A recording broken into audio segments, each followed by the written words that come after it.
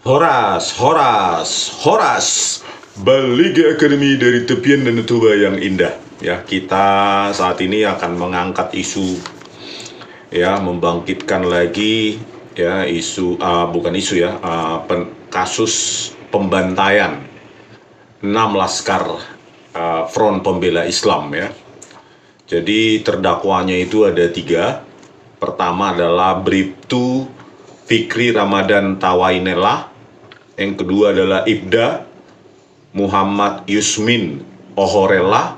Yang ketiga adalah Ibda Elwira Priyadi Jenrato yang meninggal secara misterius sebelum persidangan berlangsung, ya. Oke, kita dalam seri kedua ini kita akan membahas tentang kontroversi vonis lepas, ya, dari kedua terdakwa yang masih hidup. Oke, silakan. Sambil mengingat kembali, saya sebut lagi ya nama-nama korban di KM 50. Yang pertama, Andi Oktiawan, usia 33. Kedua, Faiz Ahmad Syukur, usia 22. 3. Muhammad Reza, usia 20 tahun. 4. Muhammad Suci Kadafi, usia 21 tahun. 5.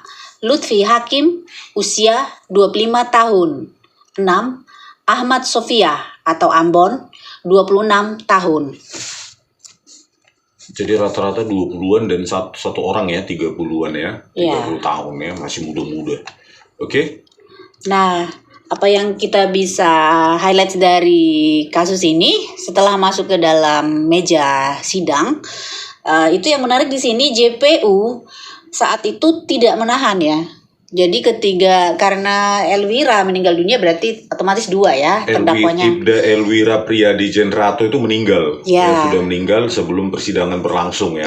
Jadi yang tersisa 2 ya, Bribtu Fikri Ramadan Tawainela dan Ibda Muhammad Yusmin Ohorela itu tidak ditahan oleh jaksa. Tidak. Dan ini adalah pernyataan dari Kepala Pusat Penerangan Hukum Kejaksaan Agung Leonard Ebenezer Simanjuntak kepada wartawan pada hari Selasa 24 Agustus 2021 lalu. Begini bunyinya. Jaksa atau penuntut umum telah melimpahkan surat dakwaan dan berkas perkara ke Pengadilan Negeri Jakarta Timur, di sini tulis ya. Terhadap para tersangka tidak dilakukan penahanan karena pertimbangan objektif antara lain para tersangka masih sebagai anggota Polri aktif dan mendapat jaminan dari atasannya untuk tidak melarikan diri, serta akan kooperatif pada saat persidangan, tuturnya. Jadi karena alasan objektif bahwa mereka adalah Polri aktif dan mendapatkan jaminan dari atasannya ya, tidak melarikan diri. Oke, lanjut. Masih dari sumber yang sama dari detiknews.com. Ini 2 terdakwa penembak 6 laskar FPI divonis lepas. Mungkin di antara kita saya juga baru tahu artinya, baru mendengar istilah vonis lepas. Biasanya kan vonis bebas ya. Nah, ini menjadi kontroversial dengan tajuk berita ini ya. 2 anggota Polda Metro divonis lepas.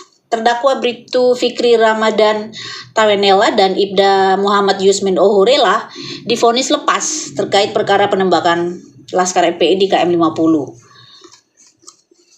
Vonis lepas ya, iya. Bukan vonis bebas ya. Nah, Bribtu Fikri Ramadan Tawainela dinyatakan bersalah melakukan pembunuhan dan penganiayaan yang menyebabkan kematian dalam kasus KM 50, akan tetapi dalam rangka pembelaan terpaksa. Jadi alasannya pembelaan terpaksa, padahal sebelumnya di seri 1 sudah kita ceritakan bahwa 4 atau 5 itu ya, konsisten sekali di dada kiri ya, jantung ya. Ya. Kalau pembelaan kok konsisten sekali itu 4 atau 5 itu ya yang konsisten. Lutfi Hakim ada 4 konsisten lubang di kiri jantung.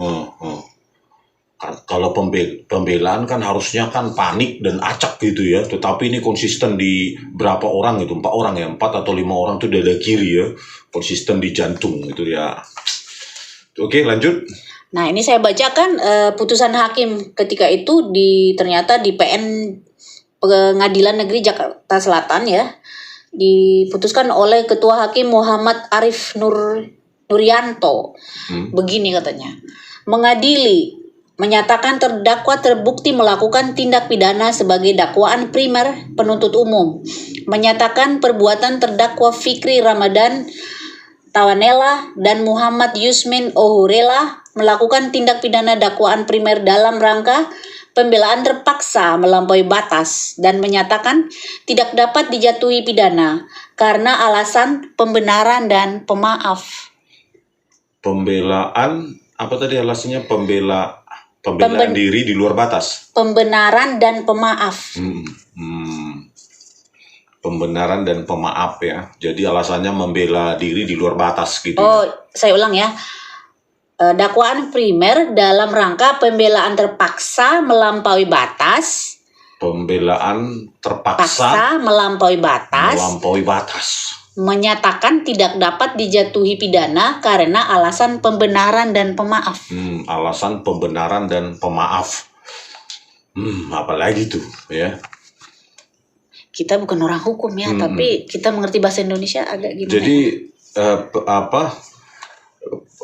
tindakannya dia itu bisa dibenarkan dan dimaafkan gitu ya. Kita nggak orang hukum tapi bahasa Indonesia tadi gitu itu ya. Kan kejanggalannya adalah kalau memang pembelaan terpaksa, kenapa dia konsisten di dada kiri? Gitu loh.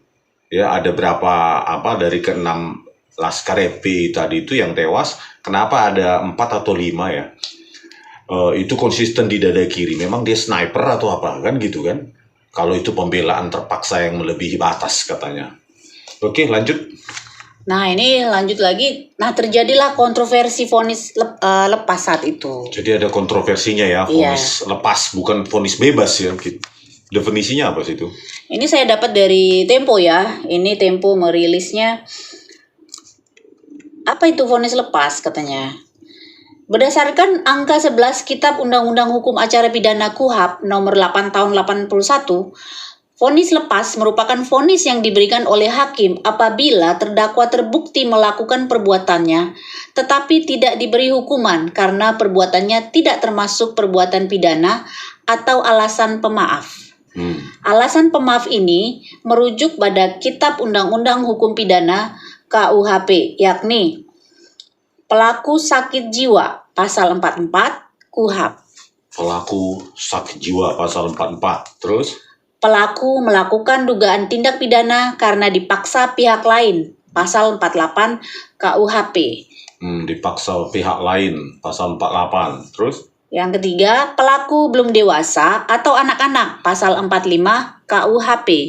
Pasal 45 pelakunya kurang umur atau anak-anak ya. Anak-anak minor gitu. Selanjutnya, pembelaan diri karena terpaksa, serangannya melebihi kemampuan pasal 4 KUHP. Pasal 49. Pasal 49 KUHP. Pembelaan diri karena terpaksa, serangannya melebihi kemampuan. Oh, serangannya melebihi. Tindakannya mungkin berlebihan gitu ya. Apa iya ya? Terus mungkin itu pasal 49 itu mungkin ya merujuk keputusan hakim itu. Iya, itu tadi saya baca. Terus? Next itu melakukan perbuatan pidana karena melaksanakan perintah jabatan. Pasal 51 KUHP. Karena melaksanakan perintah jabatan. Pasal 51 KUHP ya. Terus? Berikutnya, melaksanakan ketentuan undang-undang. Pasal 50 KUHP. Melaksanakan ketentuan undang-undang pasal 50 KUHP ya. Berarti lawful killing gitu mungkin ya. Terus? Nah, di sini ada perdebatan antara pakar pidana dari Trisakti ya, mengatakan bahwa vonis lepas memiliki arti hukum yang berbeda dengan vonis bebas. Dia mengatakan vonis lepas berarti telah melakukan perbuatan pidana, tetapi tidak dihukum karena ada alasan pemaaf atau penghapus pidana, sehingga tidak dapat dihukum. Itulah bahasa awamnya mungkin yang kita bisa terima. Ya tadi itu mungkin ke pasal 49 ya kan, KUHP itu ya kan, pembelaan diri karena terpaksa, terus serangannya melebihi. Tapi tetap aja ya, kalau dibilangnya pendapat saya pribadi subjektif ya, kalau kita lihat dari hasil visum atau otopsi ya, yang di seri 1 itu kita dari Mata Najwa ya narasi dan dari itu kalau pembelaan diri kenapa konsisten di dada kiri kan gitu. Jantung. Dada kiri jantung kan begitu.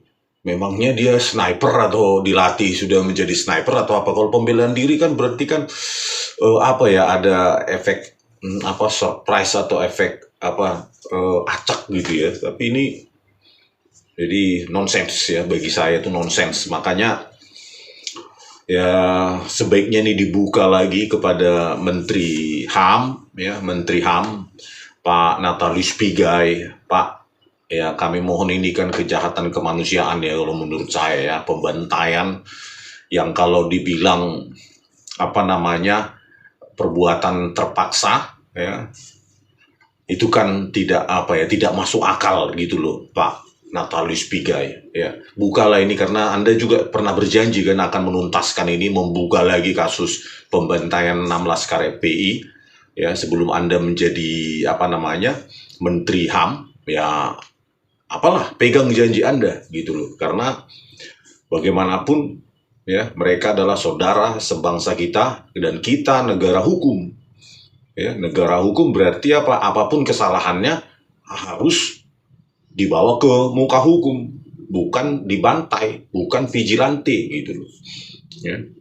Jadi kalau menurut saya ya, kami berharap ya pada Presiden Prabowo Subianto untuk membuka lagi ini, karena banyak sekali yang saya baca juga kejanggalan-kejanggalan. Ini masih kejanggalan vonis lepas ya, vonis lepas karena apa tadi itu, perbuatan terpaksa ya, membela diri karena terpaksa dan apa, berlebihan gitu, di luar kemampuan.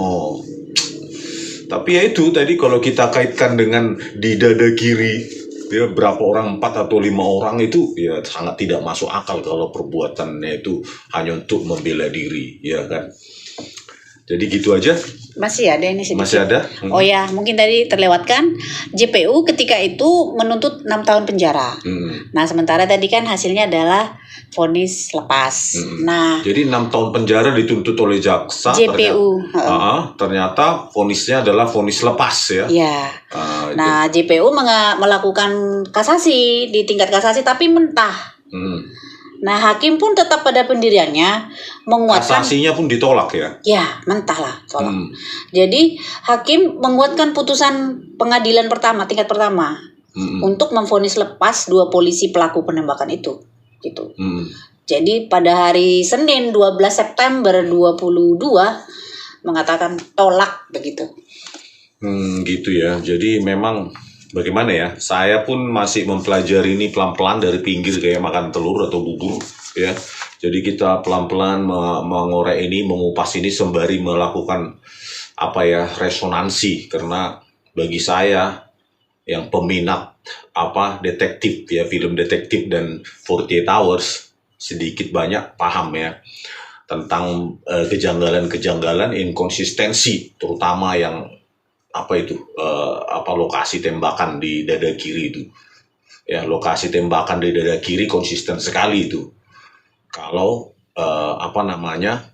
terlalu konsisten bila dikatakan itu pembelaan diri yang terpaksa gitu ya. Oke, gitu dulu ya. Kita lanjutkan ke seri 3, perihal tentang misteri kematian dari Ibda Elwira Priyadi Jendrato ya. Tiba-tiba diumumkan telah tewas ya. Tewas kecelakaan tunggal dengan pakai motor Scoopy ya. Nah, sebelum sidang dimulai, karena Ibda Elwira Priyadi Jendrato ini di dalam keputusan pengadilan negeri ya. Iya, PN Jaksel.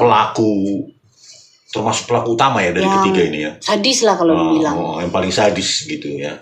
Oke, sekian dulu ya ini diskusi kita. Kalau nanti ada tambahan-tambahan ya yang kami tidak tahu dan kami salah gitu, silahkan ini ya di komentar, karena kita harus sharing informasi tentang hal ini ya, sembari menyuarakan ini kepada Menteri Hak Asasi Manusia ya, yang telah berjanji ya, Natalius Pigai, sebelum menjadi menteri ya, pegang janji Anda.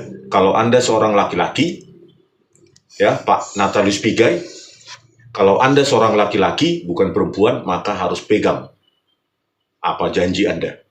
Ya, laki-llaki dipegang itu dari omongannya, dari janjinya, bukan dari yang lain. Oke, sekian dan terima kasih dari kami, Beligi Academy di tepian Danau Toba yang indah. Horas!